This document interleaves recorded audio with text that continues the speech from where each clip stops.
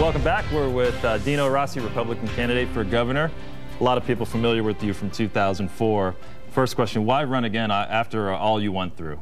Well, I tell you, my wife and I, we have 4 children between the ages of 7 and 17, and my family's been here 100 years. My grandfather was a coal miner in Black Diamond, Washington around the turn of the last century. We aren't going anywhere. And I'm in a position to actually do something about changing the course and direction of the state, so here we are again. How's the campaign going? It's been amazing. Ever since we flipped that switch, I had no idea how much voltage on the other side of that switch. It's been like drinking out of a fire hose ever since. Just on our website alone, we had, on the first week, 1,000 volunteers. Wow. Last time we had 8. You know, it's amazing what's happening. And that's DinoRossi.com, by the way. I do want to touch on a couple of things.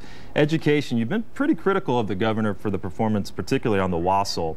And I'm going to quote you from your website. You say, under her leadership, only 1/3 of 10th graders last year passed the WASL, and you, in some terms, really blame the governor. Is it the governor's fault for the lack of performance on that? Well, I think the response to when we found out our children weren't doing well with math and science, that truly is part of the governor's response. In 7 years in the state senate, what I always tried to do was figure out what was in the best interest of the children. I figured if I was with the children, I was with their parents, I was good. And not what the adults are always squabbling about. Right. When it comes to math and science, our children didn't do very well. There's things that they could have done. I mean, we could have gone outside the rigid grid and attracted people from the private sector who have math degrees, since less than 50% of our math teachers actually have math degrees, and bring them into the classroom. How about the fact that Bill Gates isn't qualified to teach computer science in our K-12 system? Interesting. We need to change those regulations so we can bring people who are actually qualified and capable and have real-world experience into the classroom. That would be in the best interest of these children.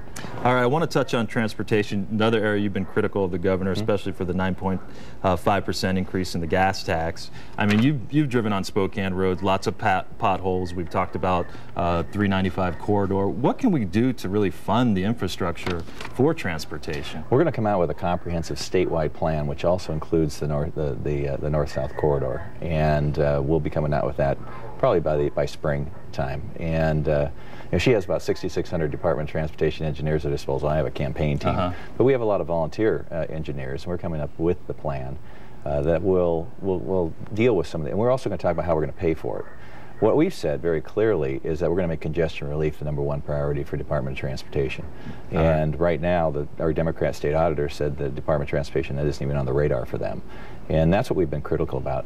I wasn't critical about the 9.5-cent gas tax, except for the fact that she said it was going to be on time and on budget. And it's overtime and it's over budget.